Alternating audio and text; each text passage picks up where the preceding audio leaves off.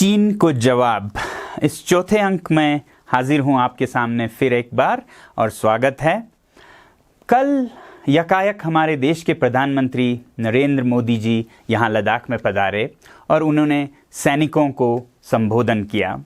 इसके बहुत ही अहम ज़रूरी इशारे निकलते हैं, क्योंकि एक तरफ तो जो हाल में भिड़ंत हुई सीमा पर उन सैनिकों की हौसला अफजाई थी और दूसरी तरफ यहाँ जितने भी हज़ारों के सैनिक हैं उनको एक संदेश था कि उन्हें तैयार रहना होगा किसी भी परिस्थिति के लिए।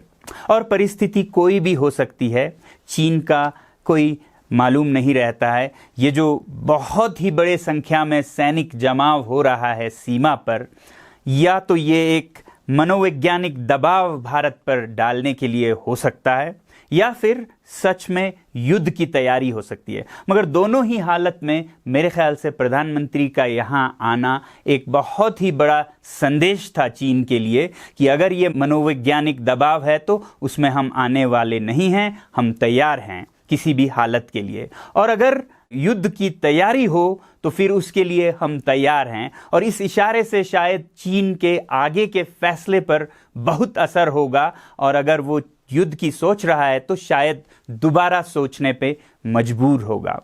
तो प्रधानमंत्री के इस कदम से हमें समझ आता है कि मामला कितना गंभीर है सीमा पर, और इस वक्त पूरे देश को, देश की फौज को, जनता को और हमारे नेताओं को किस तरह एकजुट होकर दिलो दिमाग से चीन से सामना करने की तैयारी करनी होगी। सिर्फ सीमा पर खड़े हमारे सैनिक कोई जादू नहीं कर पाएंगे जब तक कि हर नागरिक, चाहे एक विद्यार्थी हो या एक शिक्षिका या शिक्षक हो या फिर एक सफाई कर्मचारी हो या डॉक्टर हो या फिर सैनिक हो, अधिकारी हो, राजनेता हो, इन सब को कुछ न कुछ बदलना होगा पिछले 70 सालों की तुलना में, तभी जाके हम कहीं पहुंच सकते हैं। अब चीन से अगर भारत की तुलना करें तो लगभग हर विकास के दरों में या आर्थिक दरों में वो हमसे 4 से 5 गुना आगे है। 4 गुना अगर आगे है तो हम जिस तरह अभी चल रहे हैं उसी तरह चलते रहे तो पिछले 50 सालों में हम बराबर से 4 गुना छोटे हो गए उनसे, तो अगले 10 या 20 सालों में तो फिर 4 से 8 गुना छोटे, 8 से 16 गुना चीन से हम छोटे होते जाएंगे अगर हालत यही कायम रही। तो इस बार हमारा टक्कर चीन से है। चीन हमें हमारा दुश्मन नज़र आता है, मगर मेरा ये मानना है कि बहुत बार दुश्मन हमें बहुत कुछ सिखा जाते हैं, हमें बहुत तब्दीलियां ले आते हैं जो कि हमारे दोस्त भी नहीं कर पाते। अब देखिए, आप कोरिया का अगर उदाहरण ले तो कोरिया का दुश्मन रहा है जापान, जिसके अधीन वो गुलाम था, और लगभग हमारे साथ ही वो भी आज़ाद हुआ जापान से। मगर उन्होंने जापान की गुलामी या जापान को सर आंखों पर रखकर उनकी भाषा अपनी बनाकर स्कूलों में, दफ्तरों में प्रयोग किया, ऐसा नहीं हुआ। उन्होंने जापान के अधीन मानसिक रूप से होने के बजाय जापान को उसी के खेल में पछाड़ने का एक प्रण लिया 1948-1950 में। बल्कि हाँ, कोरिया तो हमारे से भी बदकिस्मत था। बहुत बड़ा जंग हुआ 1950 में और राख में से निकलकर उसने जापान का बराबरी करने का ठान लिया, और हर नागरिक, हर अधिकारी, हर नेता के दिमाग में भूत सवार था कि हम जापान को उसके ही खेल में हराकर ही छोड़ेंगे। और पिछले 70 सालों में देखते ही देखते आज जापान से कोरिया बिल्कुल बराबरी पर विश्व स्तर पर आर्थिक और औद्योगिक विकास के दृष्टि से पहुंच गया है।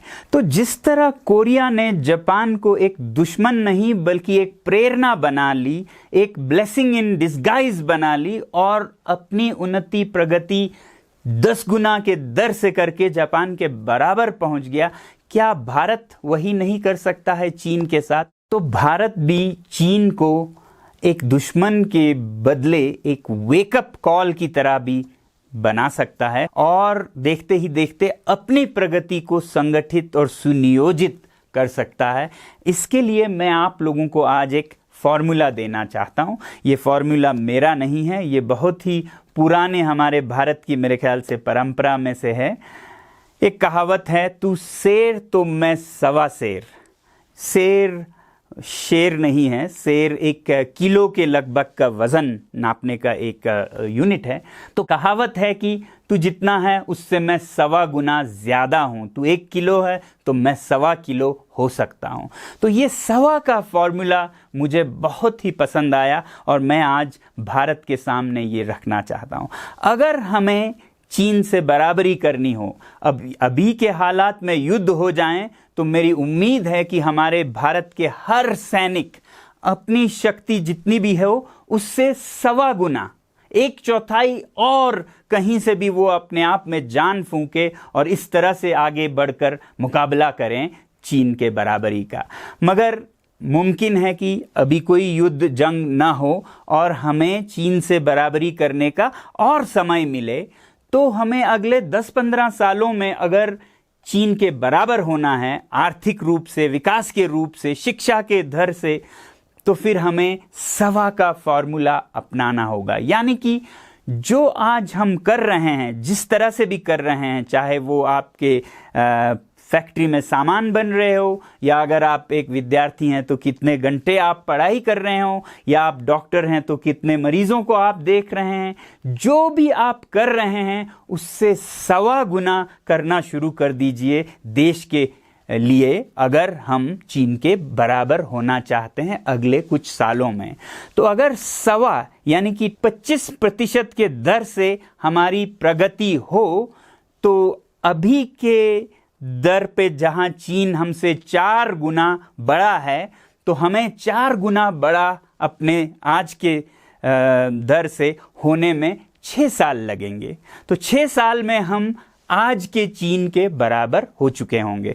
मगर अगर चीन आज के ही दर से प्रगति करता है तो उसे भी 8-9 साल में आज का दुगना बनने का मौका मिलेगा। यानी कि हमें अपने आज के भारत से 4 गुना नहीं 8 गुना बड़ा होना होगा यदि हमें 8-10 साल के बाद के चीन के बराबर होना है। तो अगर हम इसको गिनती करें तो निकल आता है कि 9 साल में हम तब के चीन के बराबर में हो सकते हैं, अगर हम सवा का फॉर्मूला अपनाते हुए हर शोबे में, हर क्षेत्र में अपनी प्रगति करते रहें। तो मैं आप लोगों से यही विनती करना चाहता हूं कि चीन सैर तो हम सवा सैर, इस हिसाब से हर विद्यार्थी अपनी मेहनत करे, हर अधिकारी अपने काम को सवा गुना करे, हर नेता अपने विकास के दर को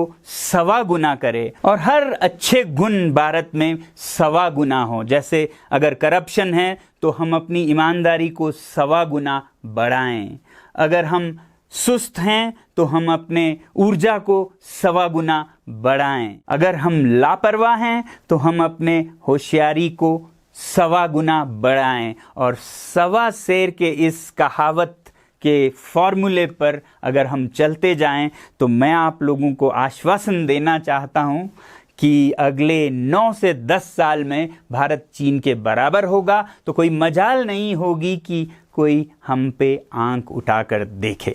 तो मेरे कहने का मतलब ये है कि बॉयकॉट मेड इन चाइना के साथ साथ हमें सपोर्ट मेड इन इंडिया, यानी कि भारत में निर्माण और भारत के निर्माण में भी सवा गुना जोर लगाना होगा।